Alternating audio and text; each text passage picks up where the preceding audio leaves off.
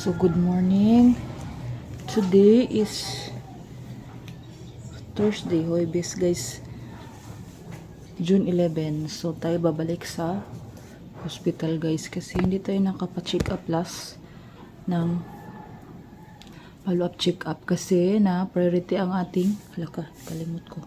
Na priority ang ating sa family planning kasi ang family planning guys ay every Tuesday. So ngayon yung magpa-check up pala sa public ay may number.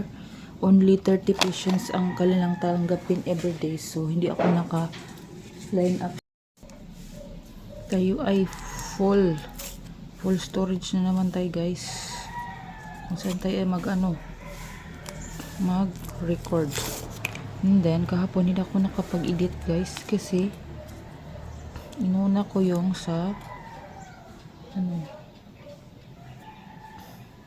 maglaba ko per lang guys, yung isang sachet lang ng sabon. Laba ako ng mga basa na sa ligo, damit, kunti lang naman. And then tayo replanting sa mga gulay, din nagtanim din ako ng dancing lady. So ngayon guys, ako ay nagpost sa FB. Then tayo ay nasabihan na naman ng kapatid natin na concerned citizen na baka mabinat daw ako. So yun nga ang feeling ko kagabi, parang nabinat ako. Then nag-check ako kaninang umaga ng sugar ko guys, bandang alas 5 kasi si Princess ay 6 AM mag school guys. Ang ating sugar ay 137. So tumaas siya guys kasi 2 weeks na ako hindi okra water guys. 2 weeks na. So yun siya, wala tayong pangsangga sa ating sugar, blood sugar. So yan, so hopefully makakita ko ng okra ngayon kasi last Tuesday ay nalimutan ko talaga guys magbili. Wala sa isip ko, pagdating ko na sa bahay na siya.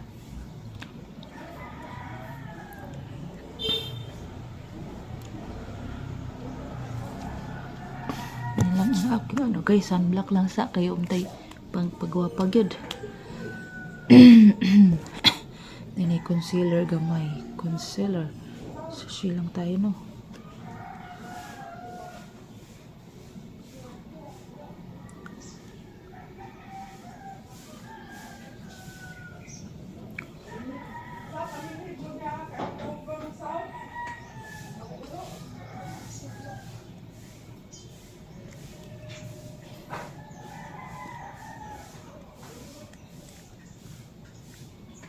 Yun lang guys. So, see you mamaya guys. Kasi ang ating cellphone ay fully book.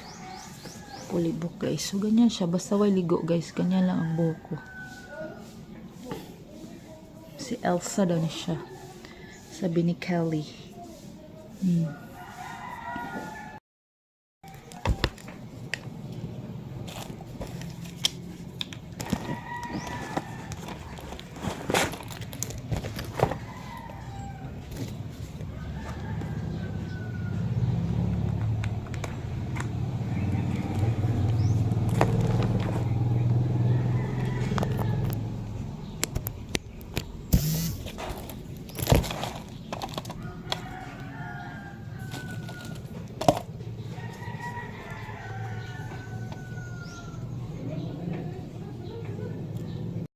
Ating mga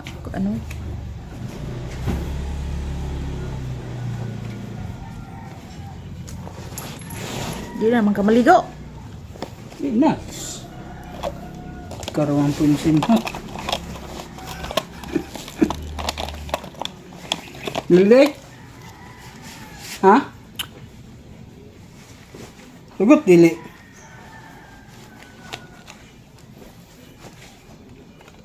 Muna di mo brad nga no choice. Brad. Ha? No choice. Dito sa ito dyan bro. Ay maayo. Sayo siya. Baka nagali. Yan yung mga 30 ra ang kuanon. Uy, may pag-kuanay ko no. Klaro to Kanding guys, so guwapa. Kanding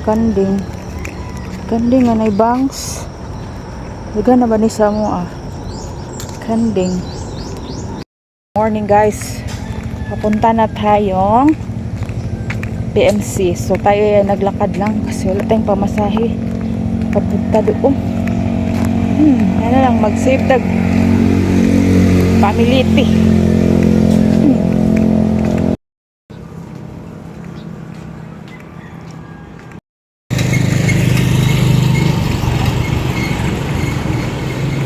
Ay, 30 patient.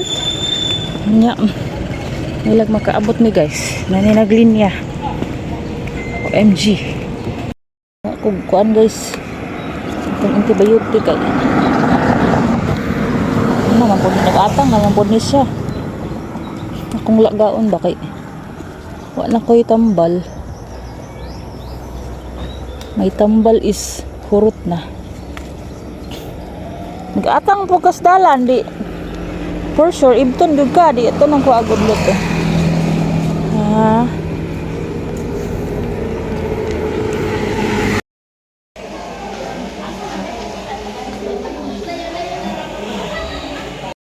I'm happy. Kuha na ako ang medical certificate. Time check guys, 11:45. So, since kami umuwi kanina, bumalik ako kaagad guys. Mabot na sana ako ng SM. Pero, bumalik ako kasi pinuhaan pala ako ng number ni Auntie Juan. So, thankful guys. Kaya na-check. So, babalik ako or kami ni Jonathan pag may result. Kung may result ang ating biopsy. Yung biopsy guys. Kasi nga ang ating biopsy ay 15 days pa ang result. So sabi ni doc ay balik ako pag meron ng biopsy result. And then dumiretso ako sa medical records guys. So dumiretso tayo sa office para try natin ng ating maternity SSS benefit guys. Hopefully kasi nga yung nagpa-notify ako mali yung pagkalagay ko ng